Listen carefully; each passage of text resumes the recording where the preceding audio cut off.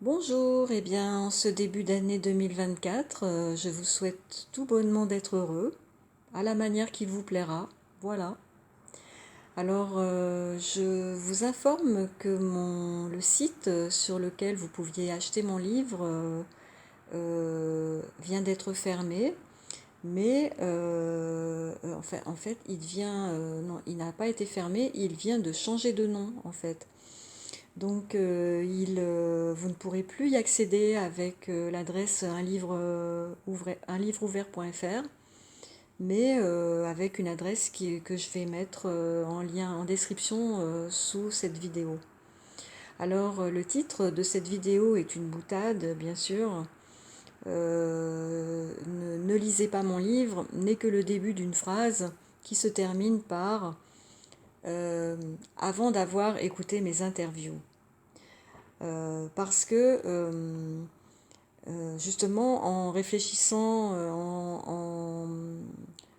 en changeant le nom de ce site, c'était l'occasion pour moi de réécouter mes interviews. Et en les écoutant, j'ai constaté à ma grande surprise que non seulement ils n'avaient pas pris une ride alors qu'ils sont assez anciens, le premier a 10 ans et le deuxième a 7 ans, mais ils n'ont pas pris une ride et non seulement ça, ils sont incroyablement d'actualité. Alors en fait, je n'en suis pas du tout étonnée parce que en fait, vous verrez quand on les écoute, on dirait qu'on parle de maintenant. En fait, pourquoi? Parce que ils parlent de mon livre et mon livre annonçait ce qui arrive aujourd'hui. Voilà. En fait, son défaut a été d'être trop en avance sur son temps. Je disais 15 ans avant, j'annonçais ce qui arrive et je donnais les solutions pour que ça n'arrive pas. Mais voilà, comme euh, mes solutions sont à contre-courant des courants de pensée les plus écoutés, les plus suivis actuellement, voilà, personne ne m'a écouté juste parce que je dis pas comme tout le monde. Voilà, donc si vous avez envie d'en savoir plus, je vous invite à écouter mes interviews. Donc, et pour faciliter cette écoute, je vais les poster sur YouTube. Donc le premier qui a 10 ans, vous allez pouvoir l'écouter à la suite de mon intervention. Là, vous ne quittez pas cette vidéo et vous allez voir, ça va enchaîner avec l'interview. Et la deuxième interview, je la mettrai peut-être dans quelques jours à la suite, voilà, dans une autre vidéo. Mais vous verrez, donc ce ne sont pas les deux mêmes intervieweurs, et vous verrez que il y avait des éléments qui auraient pu vous servir, voilà, pour éviter les grandes souffrances que nous avons eues ces 3 dernières années. Mais il n'est pas trop tard parce que ce sont des choses qui peuvent vous servir aussi, qui pourront vous servir pour la suite. C'est à vous de voir. Voilà. Eh bien, prenez bien soin de vous et à bientôt. Interview. Interview.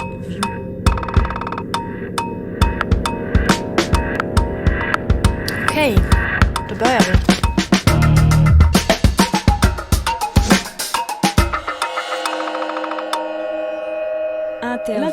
L'interview du jour.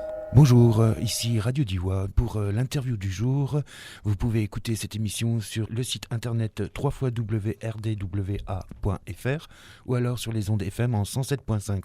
Aujourd'hui, nous recevons Sylvie Renaud. Bonjour. Bonjour. Vous êtes ici pour présenter un livre. En fait, j'ai décidé, d'abord, je ne suis pas écrivain, donc je ne l'ai pas écrit pour écrire. Je l'ai écrit pour dire quelque chose, pour témoigner de mon parcours d'enfant et de femme malade. J'ai été malade presque toute ma vie sans que la médecine puisse me soulager. À l'âge de 32 ans, j'ai découvert pourquoi j'étais malade à travers la rencontre avec un dentiste. Et donc ce dentiste m'a sauvé la vie, il m'a soignée. Et quand j'ai compris que mon problème n'était pas un problème individuelle et que c'était une situation qui pouvait toucher beaucoup d'autres gens. J'ai vraiment eu envie de témoigner pour proposer aux gens de faire une politique de prévention surtout, parce que vous verrez, je vous dirai tout à l'heure qu'il s'agit d'un empoisonnement et que la meilleure façon d'éviter l'empoisonnement, c'est de ne pas s'empoisonner. Et c'est plus difficile de faire sortir un poison d'un corps humain. Grosso modo, ce livre raconte mon parcours. Tout d'abord, dans la période où je m'interrogeais beaucoup, où je souffrais sans savoir pourquoi. Ensuite, je raconte comment j'ai trouvé où était le problème et comment j'ai été soignée. Et à la fin du livre, il y a quelques pages qui font un petit bilan, qui parlent de la santé publique. Depuis votre jeunesse, vous souffrez de quelque chose en vous ? C'est pas parti de la naissance. J'ai connu, heureusement, pour moi, j'ai une très bonne mémoire de cette période entre 0 et 6 ans. J'ai été en très bonne santé. J'étais une enfant qui avait beaucoup d'énergie, qui avait un bon psychisme, bon moral, joyeuse, heureuse, tout ce que vous voulez. Et puis, à partir de l'âge de 6 ans, ma santé s'est effondrée. Soudainement, je suis devenue tout le contraire de ça. J'ai vécu une certaine forme d'autisme, une légère forme d'autisme, à savoir que j'étais toujours un peu dans la lune. On me parlait, je répondais pas, ou je restais très longtemps sans rien faire. Et puis je devenais peureuse, alors qu'avant j'étais une petite fille un petit peu casse-cou, sportive. Et je suis devenue peureuse dans le fait de faire du sport, mais aussi dans les relations. J'avais peur des gens, alors qu'avant j'aimais beaucoup les gens, j'allais vers les autres. En fait, ça n'a pas été soigné. En fait, mes parents, vous savez, à l'époque, dans les années 60, on n'écoutait pas les enfants. On faisait pas très attention à eux, et puis donc on m'a pas soignée en fait. Voilà, c'est un peu le reproche que je fais à la médecine, c'est de n'avoir pas su me soigner alors qu'en fait j'avais un vrai problème de santé. Mais quand vous parliez tout à l'heure d'avoir un léger autisme, c'était diagnostiqué par la médecine ? Non, parce que ça restait vivable. Quand je dis léger, c'est vraiment léger, c'est-à-dire que c'est moi qui emploie un mot fort comme ça, mais pour que les gens se fassent une idée de ce que c'est.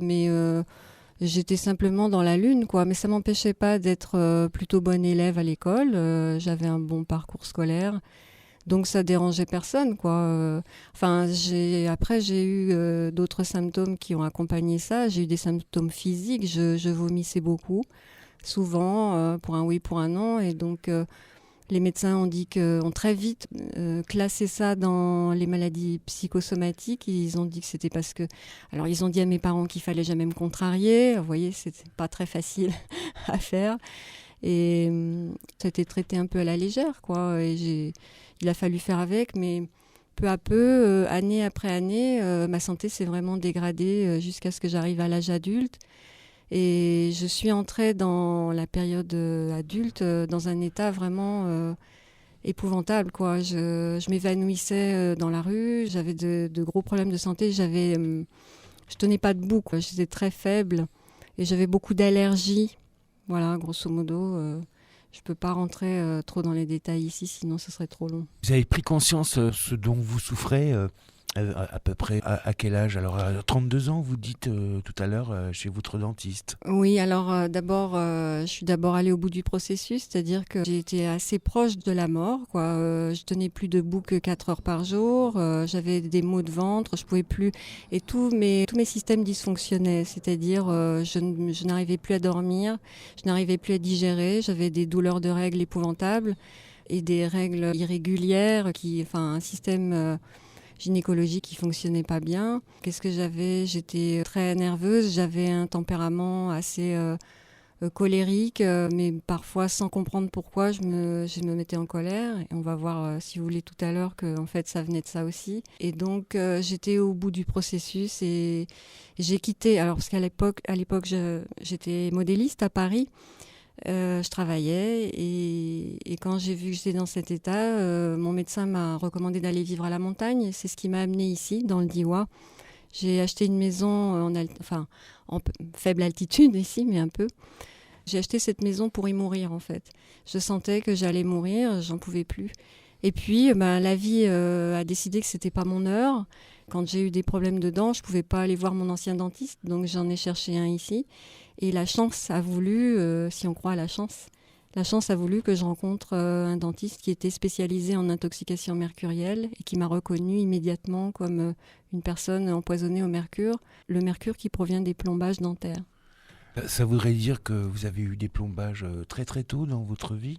Oui, j'en ai justement à partir de 6 ans. Votre parcours scolaire, et je ne sais pas si vous avez fait des études par la suite aussi, Non, mais ça ne souffrait pas de dont vous souffriez.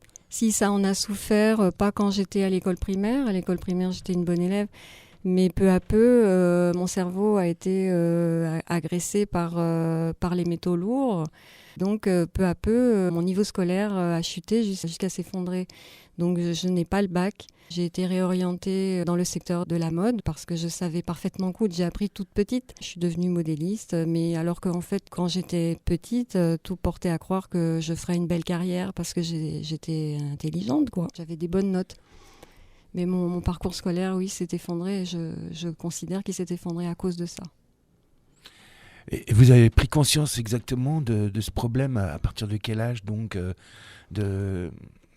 Le problème de santé, vous voulez dire enfin vous le viviez dès très jeune, à partir de 6 Oui. ans, vous vous sentiez déjà différente et des autres personnes autour de vous, d'un mal que vous souffriez et que d'autres ne comprenaient pas, c'est ça? Oui, on peut le dire, oui. Quand j'étais une enfant souffreteuse, on pourrait dire.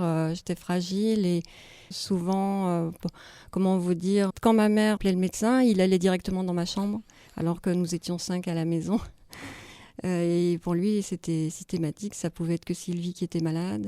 Et puis, oui, ça m'amène à un sujet intéressant. C'est que, en fait, le mercure a une incidence sur le comportement. Il perturbe le comportement puisqu'il va dans le cerveau et donc particulièrement dans le système limbique, qui est le foyer des émotions. Et donc, il perturbe le comportement. Et donc, ça a provoqué des problèmes dans mes relations aux autres. Ça m'a rendue alternativement agressive ou dépressive. Je tombais dans des pics comme ça, soit de l'un, soit de l'autre. Et c'était très difficile. Voilà. Et puis, comme ça a développé chez moi un terrain de chimico-sensibilité, vu que la chimie arrivait par l'autre, puisque la personne, moi, quand j'ai commencé à m'en apercevoir, je m'en protégeais. Mais et c'est toujours vrai actuellement, quand je rencontre des gens qui sont parfumés, ça me rend malade, ça me pompe l'énergie, ça m'affaiblit physiquement et cérébralement. Et du coup, si vous voulez, quand une personne me rencontre, au début, je suis en forme puisque je viens de chez moi, admettons, et j'étais protégée. Et au fur et à mesure de la discussion, par ma présence, le fait d'être en présence de cette personne, par la lessive sur ses vêtements, ses parfums et autres, ça dégrade mon état. Donc au bout d'un certain temps, je deviens un peu comme quelqu'un qui est un peu boudeuse. Je ne sais pas comment vous expliquer, c'est difficile à définir. Vous vous mettez en retrait. Je me mets un peu en retrait, ou bien mon visage se ferme, ou je peux aussi, à un certain moment, être un peu énervée, agressive, parce que mon système nerveux est attaqué. Et donc, vous voyez, ça perturbe la relation, parce que la personne pense que tout d'un coup, il y a un problème relationnel, quoi. Est-ce que petite, moi je crois en avoir un vague souvenir, vous mangiez un peu la peinture au plomb qui était sucrée? Non, j'ai pas fait ça, mais j'en ai certainement absorbé dans l'environnement, il y en avait certainement. Mais il faut savoir que dans les plombages, il n'y a pas de plomb. On dit plombage, mais il n'y a pas de plomb. Il y a essentiellement du mercure, mais le mercure étant un métal liquide, il faut le solidifier par un alliage avec d'autres, notamment l'argent, mais l'argent est aussi toxique. Et puis plusieurs alliages. Il y a aussi du mercure dans les vaccins, il y a aussi de l'hydroxyde d'aluminium, et c'est extrêmement toxique. Et justement, c'est à l'âge de 6 ans que j'ai reçu le BCG, et je pense avoir été victime à la fois du BCG et des plombages. Ça fait une espèce de combinaison des deux qui ont acidifié mon terrain et m'ont mise dans cet état. En fait, actuellement, c'est la grande mode du tout psychisme. On pense que tout vient du psychisme. Mais en fait, un des discours de mon livre, c'est d'expliquer aux gens que ça marche aussi dans l'autre sens. C'est-à-dire qu'un corps physique effondré par une intoxication mercurielle peut avoir une incidence et a une incidence sur le psychisme et le comportement. Ça peut rendre vraiment dépressif, ça peut même pousser une personne à se suicider. Ça peut vraiment perturber le psychisme. Donc, mon message, si vous voulez, dans ce livre, c'est de dire aux gens, quand vous êtes malade, commencez d'abord par nettoyer votre organisme, parce que c'est vrai pour nous tous, de toute façon, nous sommes, je vous disais au début, les Occidentaux sont des poubelles chimiques. Commencez par nettoyer votre organisme et si vous le faites, vous avez des chances d'évacuer 80% de vos névroses. Et à la fin de ce nettoyage, s'il reste encore des névroses, alors, en deuxième étape, allez voir un psy. Mais actuellement, nous faisons le contraire. Nous courons chez le psy et ça ne peut rien changer sur quelqu'un dont les névroses proviennent d'une intoxication aux métaux lourds. Vous êtes intéressé exactement sur cette question de l'utilisation des métaux par la médecine. Vous pouvez en dire quoi? L'utilisation de métaux sur le corps en prévention de maladies Justement, dans mon livre, il y a un chapitre entier, un gros chapitre sur le sujet des vaccinations et je me positionne très clairement là-dessus. Je considère que la vaccination fait exactement le contraire de ce qu'elle est censée faire. Ce que je dis m'appartient, mais je le démontre. J'appuie ce que je dis avec une argumentation très solide qui a été validée par des scientifiques de très haut niveau. Je me positionne vraiment contre les vaccinations, pas seulement à cause des métaux, mais dans le processus en général, dans le procédé en général. Mais je ne vais pas vous démontrer ça en quelques mots ici. Si vous voulez, ce que je peux en dire, c'est que les métaux lourds agressent le système nerveux en priorité. C'est la zone, ils s'en sont gourmands, c'est la première chose qu'ils détruisent. Et donc, c'est la cellule nerveuse qui héberge le système immunitaire. Donc, quand on agresse la cellule nerveuse, on affaiblit le système immunitaire. Or, les vaccins contiennent des métaux lourds, donc ils agressent la cellule nerveuse, donc ils attaquent le système immunitaire. Vous voyez, en quelques mots, je viens de vous démontrer, si vous voulez, que le vaccin, c'est une aberration. Maintenant, voilà, c'est quelque chose que je démontre, que je cite des médecins, des scientifiques. C'est longuement développé dans mon livre. Donc je vous invite à le lire parce que c'est très riche en informations. Ça s'appuie sur ma propre expérience, mais aussi sur des livres que j'ai lus et des conversations que j'ai eues avec des scientifiques. À partir de là, donc, qu'est-ce qui vous a poussé à écrire ce livre, justement ? Alors, c'est aussi une longue histoire. En fait, j'avais d'abord écrit une histoire d'amour que j'avais vécue, que je voulais envoyer à l'homme, au héros de l'histoire, pour lui expliquer qu'est-ce que j'avais vécu, comment j'avais vécu ma relation avec lui, toute la partie qu'il n'avait pas vue, si vous voulez. Et en fait, je venais d'écrire cette histoire, ça m'avait pris beaucoup de temps, mais c'était pas du tout pour écrire un livre, vous voyez, c'était pour ma vie personnelle. Et puis, j'ai eu un enfant, au moment où j'avais fini la rédaction de cette longue lettre, j'ai eu un enfant qui avait 4 ans, qui devait rentrer à l'école. Et puis, je me suis confrontée avec l'institution, puisque je ne voulais pas vacciner ma fille. Et c'est à ce moment-là que je me suis dit, il faut absolument... c'est là où j'ai eu envie d'écrire un livre, où j'ai eu envie de raconter comment, dans notre société, en fait, on avait une attitude prédatrice sur les enfants au nom d'une prétendue protection. Pardon de vous couper, mais là, vous répétez souvent ce mot prédation, prédatrice. Oui. Prédateur, pour moi, c'est un animal qui chasse pour se nourrir d'autres animaux. Oui. Et dans l'esprit de ce que vous l'utilisez, ça serait plutôt la société qui chasse l'individu, ou je ne sais pas comment vous abordez cette question. Oui, en fait, globalement, mon livre veut dénoncer une attitude délétère, si vous voulez, autodestructrice, une attitude prédatrice de l'homme sur sa propre espèce. C'est en ça que je veux interpeller mon lecteur, c'est de dire, mais regardez, En fait, on voit la maladie comme une épée de Damoclès, comme au-dessus de la tête, comme quelque chose qui peut nous tomber, nous tomber dessus si on a beaucoup de malchance. Alors qu'en fait, ce que j'ai envie de dire, c'est que c'est nous qui tricotons cette situation, c'est nous qui fabriquons les maladies par une attitude, une forme d'alimentation, une forme de médecine et autres, et un comportement aussi. Dans mon livre, je parle aussi de une certaine forme de sexualité pratiquée par beaucoup d'hommes, qui est imprégnée d'un esprit dominateur et qui fait beaucoup de mal aux femmes. C'est important. C'est ce que je voulais faire aussi. Je voulais dire à l'homme que quand il a une attitude prédatrice vis-à-vis une sexualité dominatrice vis-à-vis de la femme, il faut qu'il sache, parce que je crois qu'ils ne le savent pas, beaucoup ne le savent pas, il faut qu'il sache qu'il lui fait du mal. Et comme il lui fait du mal, eh bien, ça la rend malade. Voilà, c'est expliqué plus en détail dans mon livre. Voilà, il faut absolument que les femmes s'expriment. Et j'ai décidé de le faire, voilà, à travers ce livre. Donc, voilà, je vous disais tout à l'heure que j'avais d'abord écrit ce texte pour cet homme. Et je me suis rendu compte que justement, il fallait l'utiliser. Je l'avais déjà écrit avant et je l'ai récupéré, je l'ai mis dans mon livre pour le dire aux hommes, quoi, si vous voulez, pour le dire à la population, quoi.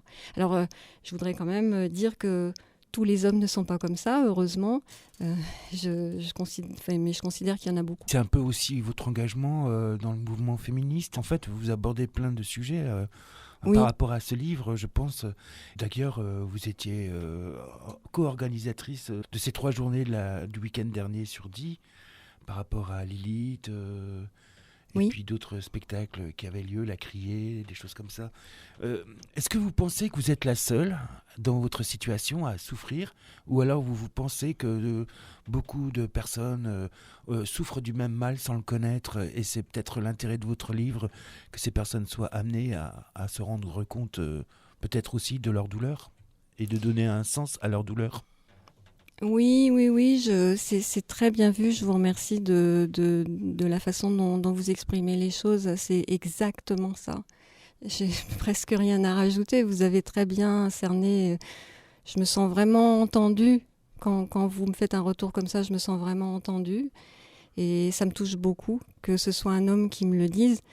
Et voilà, oui, j'ai vraiment envie d'interpeller les femmes sur le fait qu'elles ont le droit de s'exprimer, parce que ce que je constate, non, effectivement, je ne suis pas la seule, ça j'en suis certaine. Et ce que je constate, c'est que cette forme de sexualité dominatrice des hommes est complètement admise.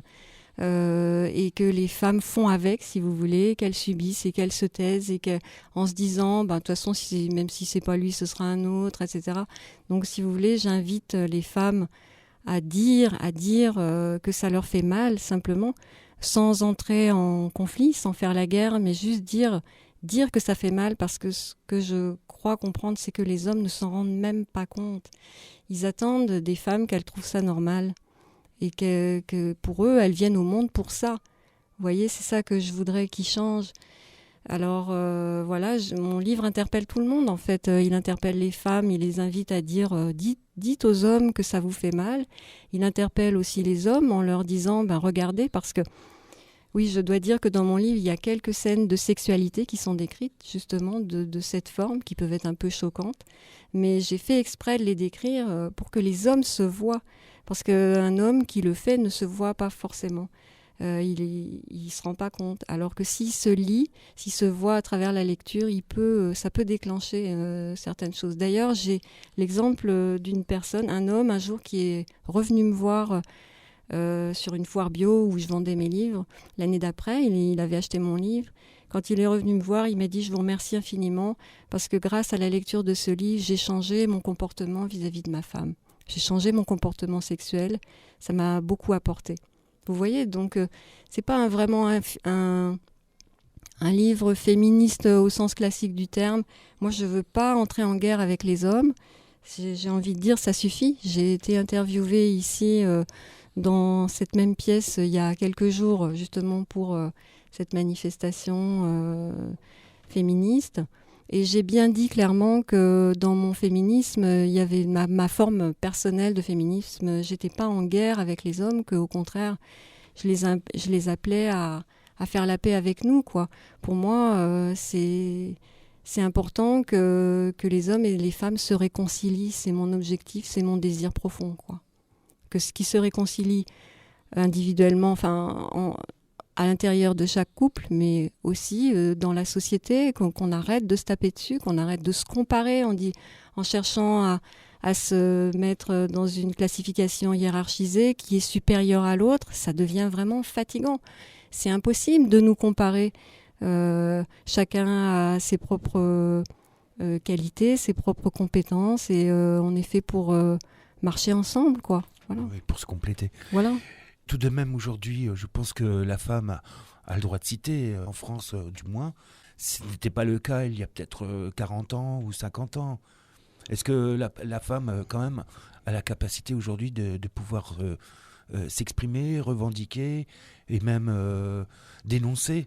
Je crois même qu'elle en vient peut-être encore maintenant aux actes aussi.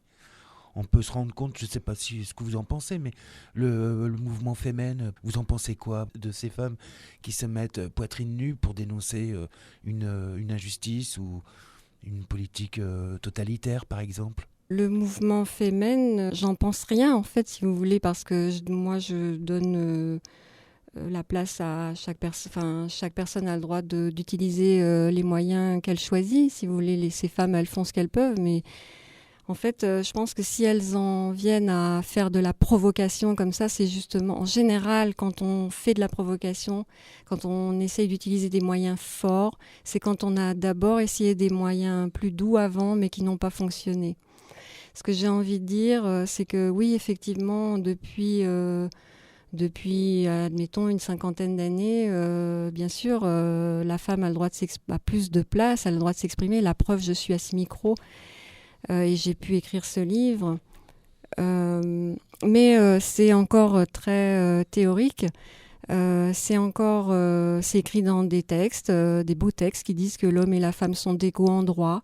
Mais sur le terrain, je vous garantis que sur tous les plans, ce n'est pas une réalité. C'est parfois une réalité, mais ça ne l'est pas dans tous les cas. Je pense que ce qui a manqué quand on a écrit ça dans les textes, il y a 50 ans, on l'a juste écrit dans les textes, on s'est imaginé que ça suffirait pour que la société change. Mais en fait, il aurait fallu accompagner ça d'une éducation de la population, de rééduquer, d'aller dans les écoles et d'apprendre aux petits garçons, de leur expliquer qu'ils doivent considérer la petite fille déjà comme une personne humaine, pas comme un futur animal domestique qui va servir à leurs besoins personnels. C'est vraiment une personne humaine au même titre que lui et qui lui doit autant de respect, qu'elle a autant que lui droit à sa dignité. Et qu'elle apporte aussi qu'elle apporte des choses en complément de ce que lui n'apporte pas, et elle peut être aussi intelligente que lui sur le plan intellectuel. Elle a le même cerveau, je veux dire, elle a les mêmes capacités cérébrales. Donc c'est ça qu'il fallait faire sur le terrain. Or ça n'a pas été fait, et aujourd'hui on fait le constat de cet échec. On fait pas de cet échec, mais de ce manque. De ce qui manque, quoi. Et donc voilà, je pense que c'est pour revenir aux Femen, je pense que ces femmes font ça parce qu'elles constatent que les lois ne sont pas appliquées. C'est marqué dans des lois, mais ça n'est pas appliqué. Si vous voulez, même dans la rue, on peut encore se faire traiter de salope juste parce qu'on a une mini-jupe ou etc. Alors que nous, les femmes, on n'insulte pas les hommes comme ça facilement dans la rue pour une raison ou pour une autre, juste pour la façon dont ils sont habillés. Vous voyez, il y a quelque chose, et c'est admis, c'est ça qui va pas. Donc voilà, l'objectif de mon livre, c'est de dire non, on n'en veut pas, et on n'est pas d'accord. Je pense même qu'il y a un retour de ce pouvoir de l'homme sur Oui. la femme qui avait disparu quand même, me semble-t-il. À partir de 68, il y a eu quand même les langues se sont déliées, mais je crois que là, depuis quelques années, il y a un retour au machisme, entre guillemets, ou une domination masculine, et on le voit aussi en longueur de journée. C'est qu'il y a toujours des inégalités de salaire, de reconnaissance sociale de la femme, tout simplement. Mais oui, mais ça, je peux pas trop vous en parler parce que sur le plan politique, je suis pas trop au courant précisément, mais j'en entends vaguement parler autour de moi. Oui, il paraît qu'il y a même des mouvements qui se mettent en place, quoi, des hommes qui se rassemblent pour récupérer le pouvoir. Alors, si vous voulez, moi, ce que j'ai envie de dire, d'une, c'est que personnellement, ça me fait pas peur, ça m'impressionne pas parce que j'ai conscience de ma dignité et de ma place dans la société. Ça ne me fait pas peur. Mais j'ai juste envie de leur dire, s'il y en a qui m'écoutent, j'ai envie de leur dire, mais c'est dommage pour vous, pas pour nous. Enfin, bien sûr, c'est dommage aussi pour nous, mais c'est surtout dommage pour vous parce que je pense qu'un homme qui vit toute sa vie avec cette croyance qu'il est supérieur et qui a toujours besoin de sauver la face, d'être gagnant, d'être dominant, ça doit être vraiment très fatigant pour lui de toujours chercher à, à être au-dessus, quoi, d'une manière ou d'une autre, que ce soit professionnellement ou sexuellement ou autre. Mon Dieu, mais j'ai pitié d'eux, quoi. Ça me fait de la peine pour eux. Je me dis, mais ça doit être fatigant pour eux de toujours courir après ça, alors qu'en fait, j'ai envie de leur dire aussi que, parce qu'il en existe des hommes comme ça, heureusement, quand les hommes sont vraiment en paix avec nous et qui nous font la place, ils reçoivent beaucoup, beaucoup, beaucoup plus de nous que ce qu'ils ne reçoivent quand ils viennent par la force, quoi. Et d'ailleurs, quand ils viennent par la force, ils ne reçoivent rien, strictement rien. Alors que la femme a beaucoup à donner, et y compris sur le plan sexuel, la sexualité peut s'inscrire dans tous les barreaux d'une échelle de bas en haut. En bas, ça peut être le viol, mais en haut, ça s'appelle la sexualité sacrée, ça existe. J'en ai fait personnellement l'expérience. Et croyez-moi, les retours que j'ai eus des hommes, c'était vraiment extraordinaire. Ils étaient vraiment comblés, quoi, par ce qu'ils recevaient de moi. Et réciproquement, bien sûr. Mais je veux dire, j'ai aussi été violée. D'ailleurs, il y a une scène de viol dans mon livre. Je vous le dis tout de suite. Elle n'est pas très longue, elle n'est pas très développée, mais j'ai aussi été violée. J'ai connu un petit peu tous les niveaux. J'ai eu aussi des rapports sexuels très moyens avec des hommes qui savaient pas faire, quoi. Et voilà, j'ai juste voilà ce que j'ai envie de dire à ces hommes. J'ai envie de leur dire, mais si vous faites la paix avec nous et si vous nous rendez une place que vous nous volez, en fait, parce qu'elle nous revient de droit à la naissance, eh bien, vous allez voir, vous allez recevoir des choses fabuleuses de nous. Nous sommes faites pour offrir énormément de ce qui vient du plus profond de nous. Et vous résumez en gros que c'est pour l'humanité occidentale, l'homme occidental. Je pense que dans d'autres continents, la société est différente, ou vous pensez qu'il y a aussi une domination universelle de l'homme sur la femme ? Alors là, au risque de vous décevoir, je pense que c'est plutôt universel. Enfin, je suis pas allée dans les autres continents, j'ai pas beaucoup voyagé dans ma vie, mais j'ai eu des amants qui étaient étrangers, enfin, pas au sens de pas français, quoi. J'ai pas vu de grandes différences. Non, enfin, je veux pas citer précisément, mais vraiment, oui, je pense que c'est universel. Et bon, il y a peut-être des civilisations que je ne connais pas, je peux pas vous dire. Je pense que les orientaux peuvent être tout autant dominateurs. On voit en Inde, avec les castes et tout ça, et les femmes, je crois qu'en Inde, je ne sais pas si c'est dans toutes les castes, mais je crois que quand l'homme meurt, la femme doit être tuée aussi parce que l'homme est mort, quoi. Mais enfin, j'en ris, mais parce que c'est dramatique. Enfin, je sais pas comment. J'en ris pour pas en pleurer, quoi. C'est grave. Et puis bon, dans l'islam, en fait, les islamistes aussi. Enfin, l'islam, quand il est pris à l'extrême, il est dramatique aussi. Mais paraît-il que dans le Coran, en fait, la femme est respectée. Mais les islamistes, les extrémistes sont des gens qui déforment le Coran à leur avantage. Nous avons le même cas de figure en Occident, en France. La manif pour tous, les détracteurs du mariage pour tous, le contraire du mariage pour tous, c'est-à-dire la manif pour tous. Est-ce que vous pensez que ce mouvement-là prend de plus en plus d'ampleur en France ? Je ne sais pas. Je pense que s'il est essentiellement catholique, il suit le mouvement catholique. Je ne sais pas s'il y a de plus en plus de catholiques. J'ai l'impression que ce serait plutôt de moins en moins. Et puis, de toute façon, j'essaye moi, quand les gens revendiquent, J'essaye de comprendre pourquoi ils revendiquent et qu'est-ce qui les fait souffrir comme ça, qu'est-ce qu'ils cherchent, qu'est-ce qui va pas, quoi, où est le problème. Donc moi, j'ai pas vraiment de positionnement.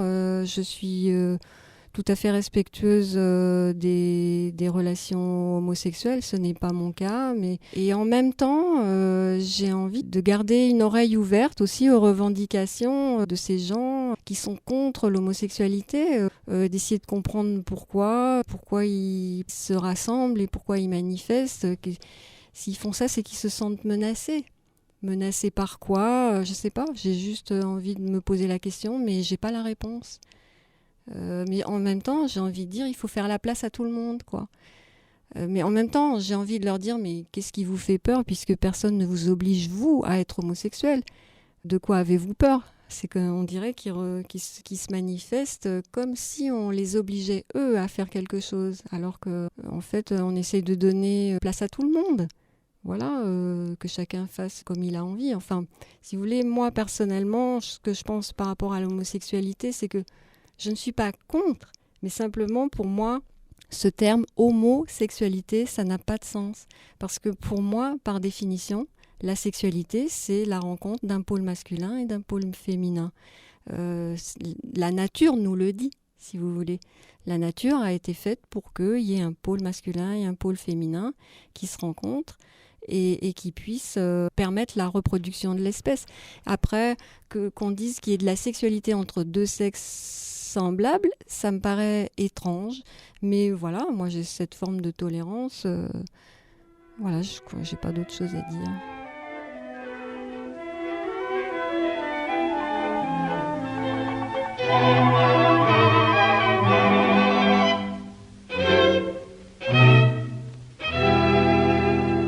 Nous sommes maîtres de la terre, nous nous croyons des presque dieux, et pan, le nez dans la poussière, qu'est-ce que nous sommes, des pouilleux.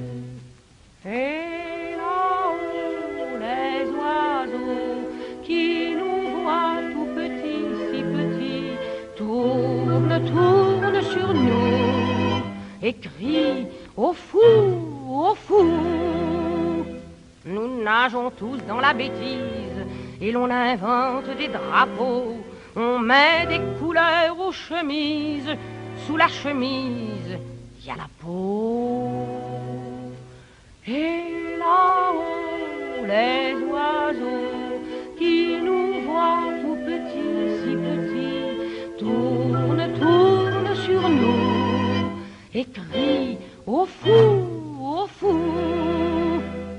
Écoutez le monde en folie, vive la mort, vive la faim, pas un cri, vive la vie, nous sommes tous des assassins.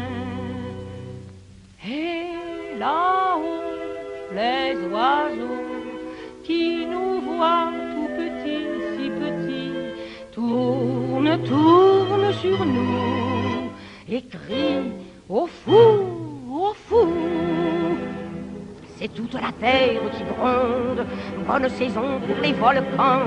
On va faire sauter le monde, cramponnez-vous, tout fout le camp. Et là-haut, les corbeaux qui nous voient tout petits, si petits, tournent comme des fous et crient à nous, à nous. La vie pourrait être si belle si l'on voulait vivre d'abord. Pourquoi se creuser la cervelle quand il y a du bon soleil dehors?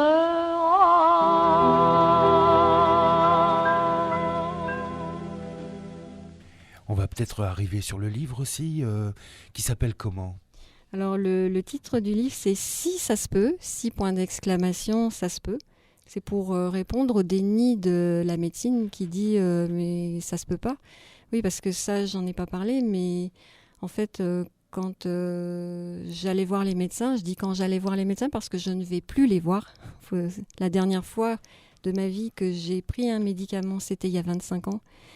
Donc, quand on dit aux médecins ou quand on souffre de la pathologie dont j'ai souffert, les médecins nous disent mais vous n'êtes pas malade, vous n'avez rien, c'est psychosomatique, allez, ils vous envoient chez les psys. Et maintenant que j'ai découvert quelle maladie, enfin c'était pas une maladie, c'était un empoisonnement et que je suis sortie de ça grâce au nettoyage de mon organisme. Les médecins, encore aujourd'hui, me répondent ça se peut pas. Les dentistes nient l'intoxication mercurielle par les plombages.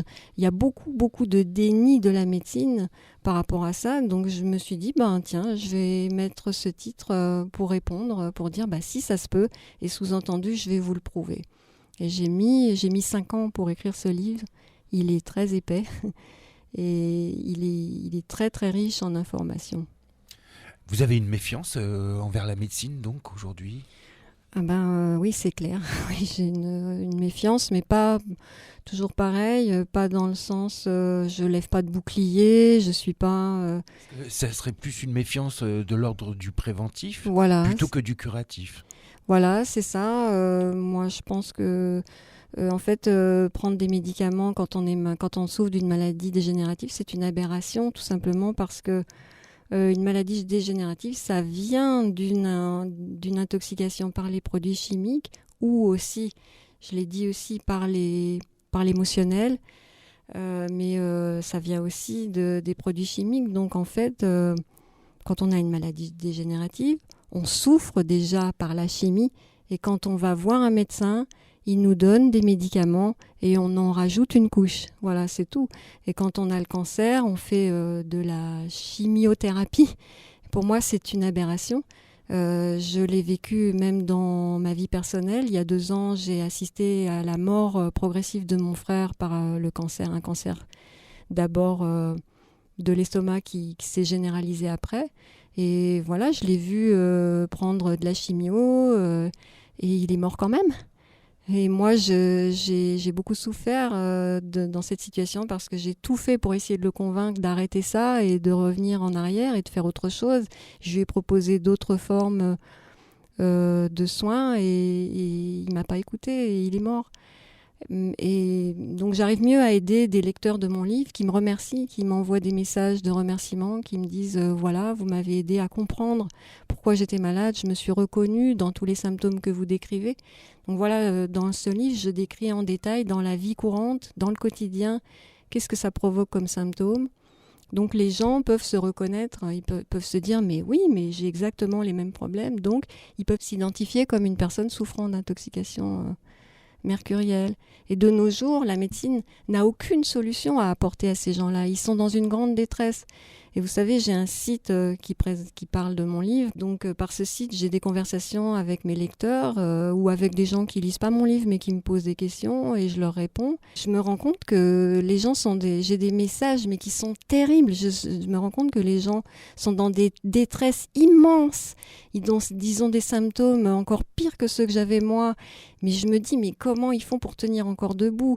Il y a des femmes qui ont des enfants, qui savent plus comment faire, qui peuvent pas s'en occuper parce qu'elles sont couchées, parce qu'elles sont dans des états de délabrement incroyables. Et la médecine ne peut rien pour elles. Et il leur reste qui ? Des gens comme moi. Je dis des gens comme moi parce que je ne suis pas la seule. On est quelques-uns, mais il n'y a pas beaucoup de livres écrits là-dessus. Et les gens s'accrochent à nous parce qu'ils n'ont plus que nous. Voilà.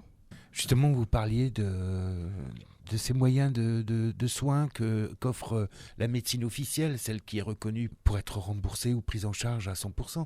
Est-ce que vous dénoncez aussi ce déni de la médecine sur les autres soins, types de soins qui existent justement et dont vous semblez promouvoir Oui, bien sûr, oui, ça va avec.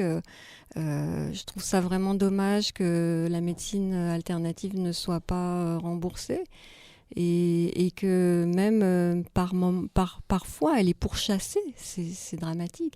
On pourchasse les gens parce ou bien on fait tomber un médecin, on le prive de ses droits, de son droit d'exercer. parce qu'il n'a pas utilisé la médecine chimique, même s'il a obtenu des résultats.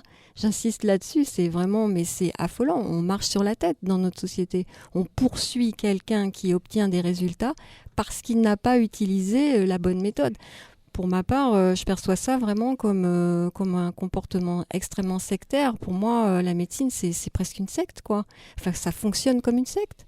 Il y a un ordre des médecins. Oui. D'ailleurs, c'est étonnant parce qu'on n'appelle pas ça une fédération ou un syndicat ou je ne sais pas quoi, des médecins. On appelle ça un ordre. Il faut savoir que un ordre, par définition, c'est une organisation spirituelle hautement hiérarchisée. Donc, s'il y a un ordre des médecins, c'est quand même assez inquiétant. Je trouve ça très inquiétant que la médecine soit chapeautée par un ordre. Donc, ça voudrait dire quoi ? Ça voudrait dire que ça fonctionne comme une secte. Et en fait, souvent, la médecine accuse les autres de fonctionner comme des sectes. Et j'ai envie vraiment d'interpeller la population sur le fait que c'est plutôt le contraire. Mais c'est très difficile d'interpeller les gens là-dessus dès que... vous voyez, moi j'ai une image comme ça, je dis quand on utilise un stylo qui n'écrit plus, quand le stylo n'écrit pas, qu'est-ce qu'on fait ? On en change, on en prend un autre.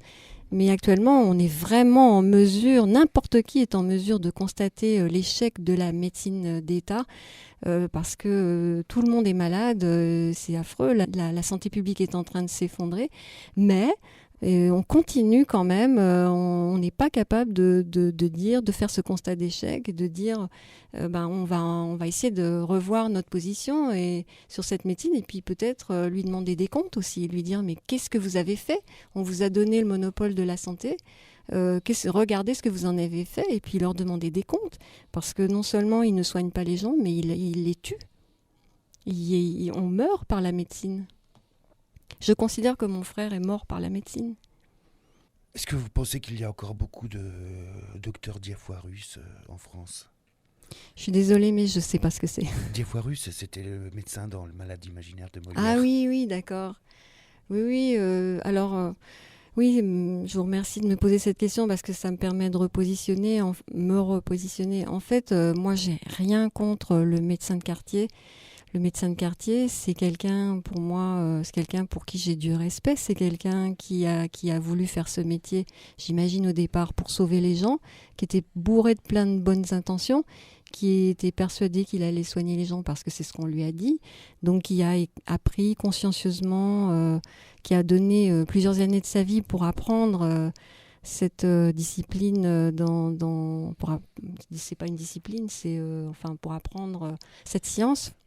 Et donc, c'est quelqu'un que je respecte et que je peux comprendre aussi. Mais ce que je dénonce fortement, c'est la médecine, pas le médecin. Vous comprenez ? C'est ce procédé qui consiste à mettre des produits chimiques inconsidérément dans l'organisme sans réfléchir aux conséquences que ça pourra avoir. Et puis d'utiliser des gens pour mettre en pratique cette science. Non, je ne suis pas d'accord avec la médecine. Par contre, je suis tout à fait en paix avec les médecins. Je pense qu'ils sont eux-mêmes victimes de ce système, quoi. Et il y a de plus en plus de médecins d'ailleurs qui s'en rendent compte. Et pour eux, quand ils ouvrent les yeux et qu'ils comprennent, mais c'est un drame pour eux. Parce qu'ils s'aperçoivent qu'ils ont vacciné des gens et qu'ils ont fait beaucoup de mal. Vous attaquez aussi un peu la pharmacopée, Locales Éditions ? En fait, personnellement, j'attaque personne, mais disons que je dénonce, c'est le mot est plus juste. Bien sûr, ça va avec.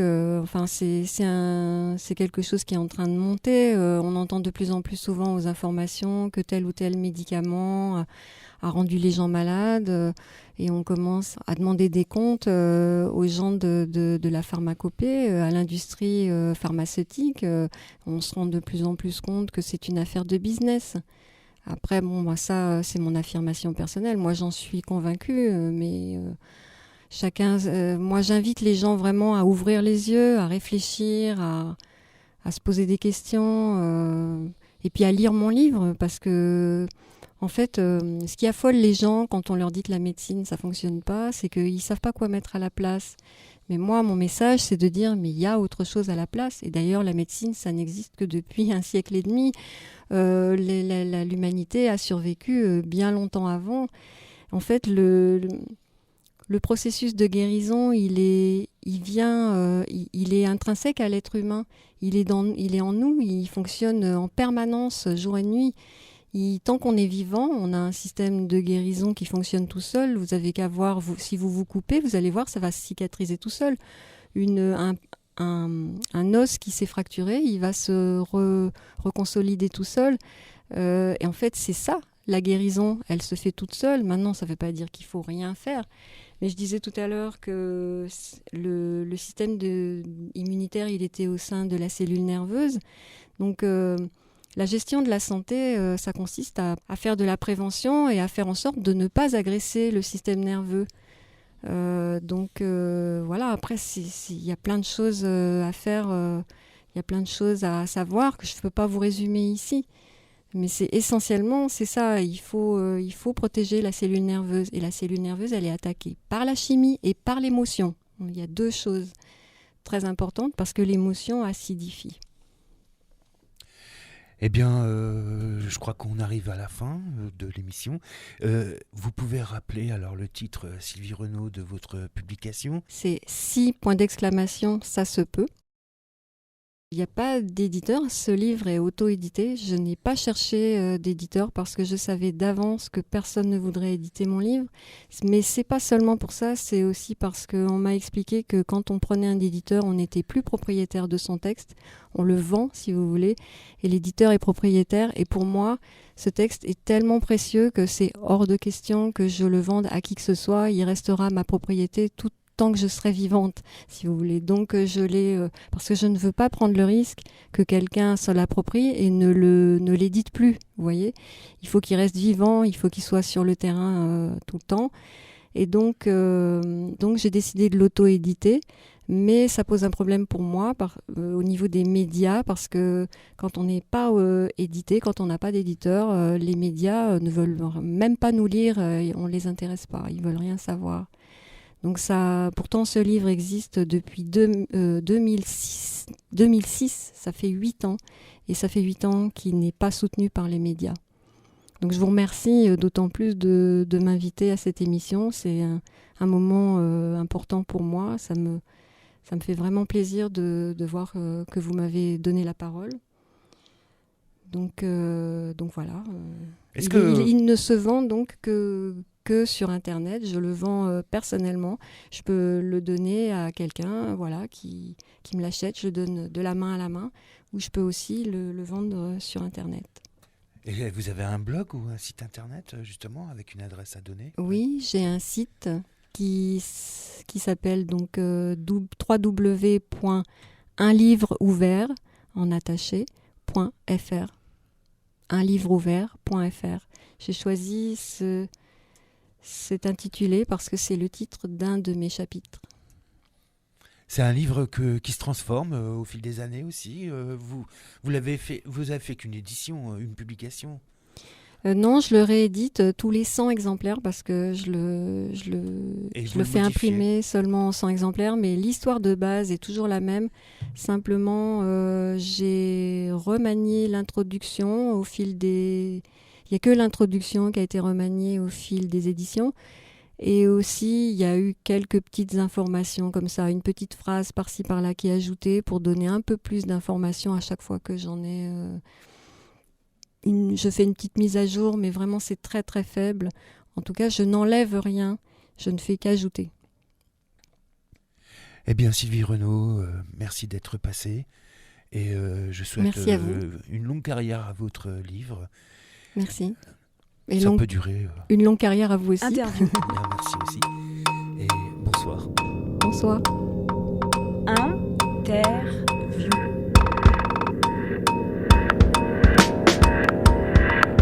Cave, the bird.